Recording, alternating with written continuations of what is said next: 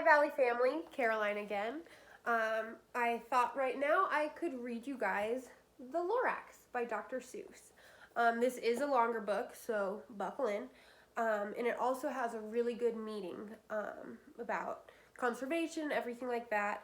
And I'd like to note that on the front here, it does have a little sticker. It's called Earth Friendly, printed on recycled paper for the Lorax project. So just a fun thing I've never really noticed before, but let's begin. At the far end of town where the grickle grass grows and the wind smells slow and sour when it blows, and no birds ever sing excepting old crows, is the street of the lifted Lorax.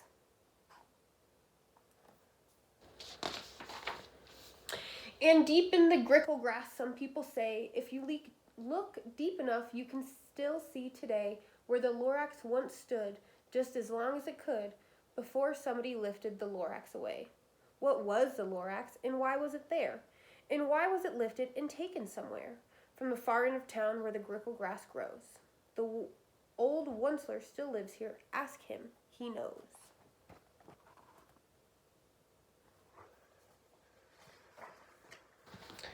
You won't see the Onceler, don't knock at his door. He stays in his lurkin on top of his store. He lurks in his lurkin, cold under the roof, where he makes his own clothes out of muffled moof. And on special dank midnights in August, he peeks out of the shutters, and sometimes he speaks, and tells how the Lorax was lifted away. He'll tell you perhaps, if you're willing to pay.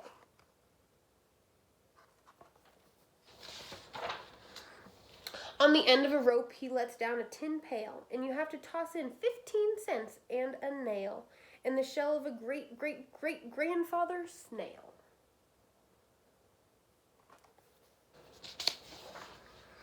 He then pulls up the pail, makes a most careful count to see if you've paid him the proper amount. Then he hides what you paid him away in his snurve, his secret strange hole, in his grunglegoff glove. Then he grunts, I will call you by the whisper my phone, for the secret I tell are for your ears alone.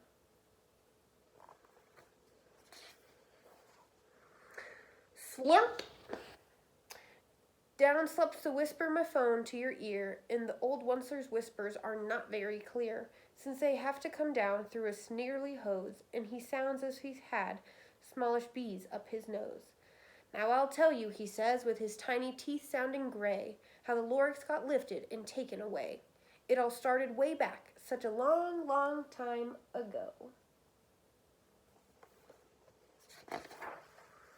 Way back in the days when the grass was still green, and the pond was still wet, and the clouds were still clean, and the song of the swami swans rang out in space, one morning I came to this glorious place.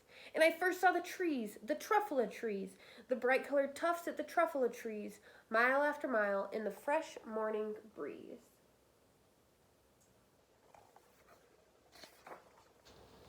And under the trees I saw brown barbaloots frisking about in the barbaloot suits as they played in the shade in the truffula fruits. From the rippleless pond came the comfortable sound of the humming fish humming while splashing around. But those trees, those truffula trees. All my life I'd been searching for trees such as these. The touch of their tufts was much softer than silk, and they had the sweet smell of fresh butterfly milk. I felt a great leaping of joy in my heart. I knew just what I'd do. I unloaded my cart.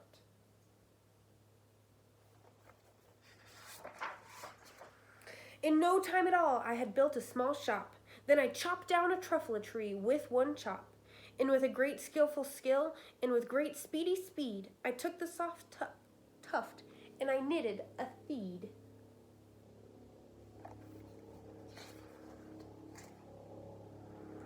The instant I finished, I heard a gazump. I looked. I saw something pop out of the stump of the tree I had chopped down.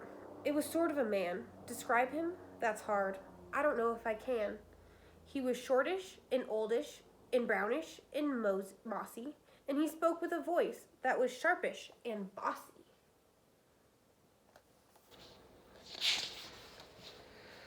Mister, he said, with a sawdusty sneeze, I am the Lorax. I speak for the trees. I speak for the trees have no tongues. And I'm asking you, sir, at the top of my lungs. He was very upset. He shouted and puffed. What's that thing you've made out of my truffula tuft?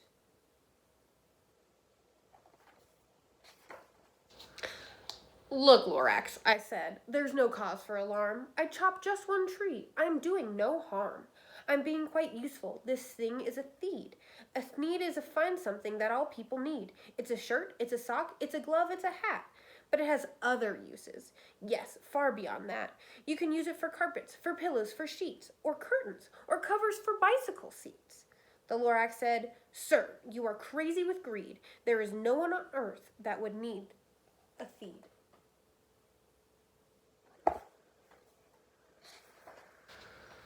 But the very next minute I proved he was wrong. For just that minute, a chap came along, and he thought that the thneed I had knitted was great. He happily bought it for $3.98. I laughed at the Lorax. You poor stupid guy. You never can tell what some people will buy.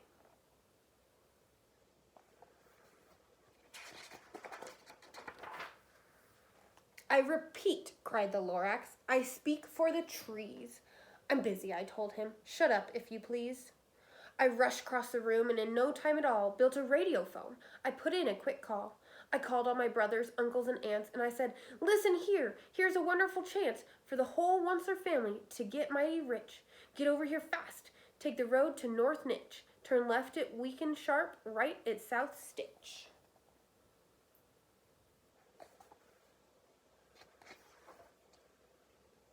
And in no time at all, the factory I built, the whole Onceler family was working full tilt. We were all knitting thneeds, just as busy as bees, to the sound of the chopping of truffula trees.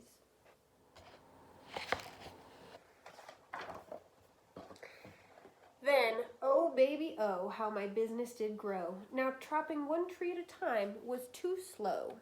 So I quickly invented my super axe hacker, which whacked off 4 truffula trees in one smacker. We were making thneeds 4 times fast as before, and that Lorax, he didn't show up anymore.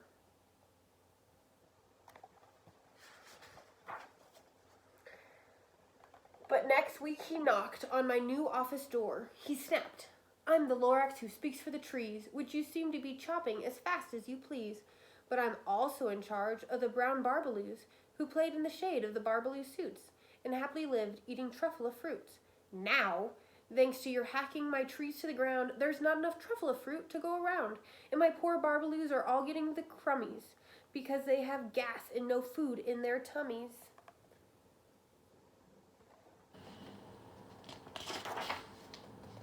They love living here, but I can't let them stay. They'll have to find food, and I hope that they may. Good luck, boys, he cried, and he sent them away. The Onceler, felt sad as I watched them all go. But business is business, and business must grow, regardless of crummies in the tummies, you know.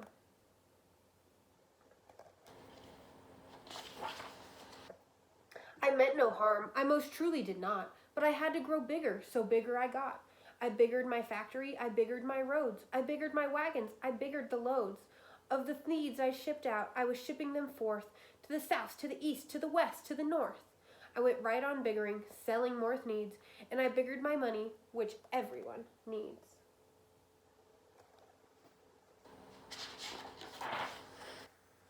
And again he came back. I was fixing some pipes when the old nuisance Lorax came back with more gripes. I am the Lorax, he coughed and he whiffed. He sneezed and he snuffled. He snargled. He sniffed.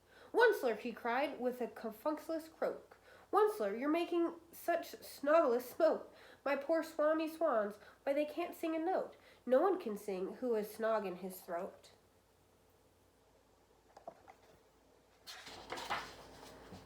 And so, said the Lorax, please pardon my cough. They cannot live here, so I'm sending them off. Where will they go? I don't hopefully know. They may have to fly for a month or a year to escape from the snog you've snogged up around here.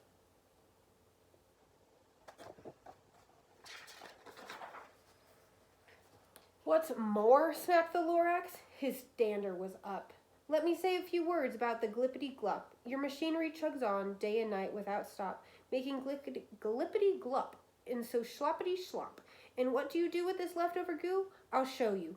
You dirty old Onceler man, you.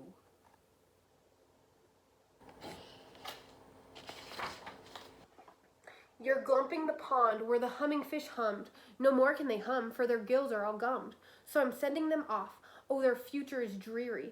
They'll walk on their fins and get woefully weary in search of some water that isn't so smeary.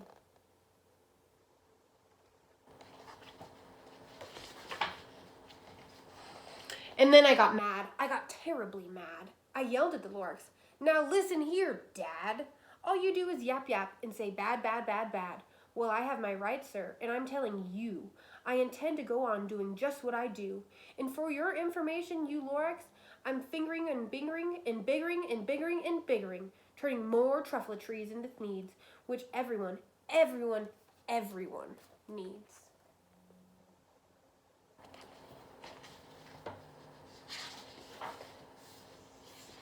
In that very moment, we heard a loud whack. From outside in the fields came a snickering snack of an axe on a tree. Then we heard the tree fall, the very last truffle tree of them all.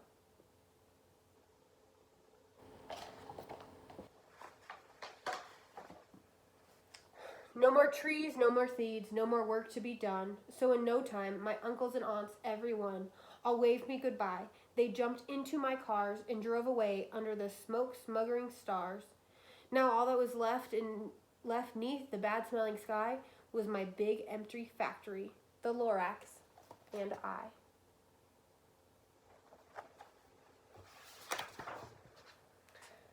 The Lorax said nothing, just gave me a glance. He gave me a very sad, sad backward glance as he lifted himself by the seat of his pants. And I'll never forget the grim look on his face when he hoisted himself and took leave of this place through a hole in the smog without leaving a trace.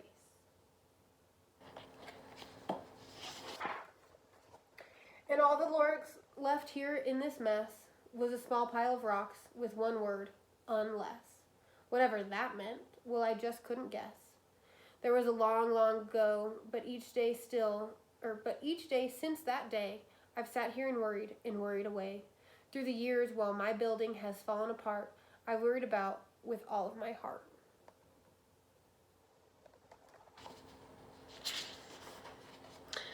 But now, says the Onceler, now that you're here, the word of the Lorax seems perfectly clear.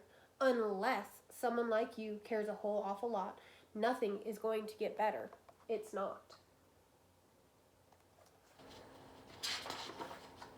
So, catch, calls the Onceler. He lets something fall. It's a truffle seed. It's the last one of them all. You're in charge of the last of the truffle seeds. And truffle trees are what everyone needs. Plant a new truffle, treat it with care, give it clean water, and feed it fresh air. Grow a forest, protect it from axes that hack. Then the Lorax and all of his friends may come back.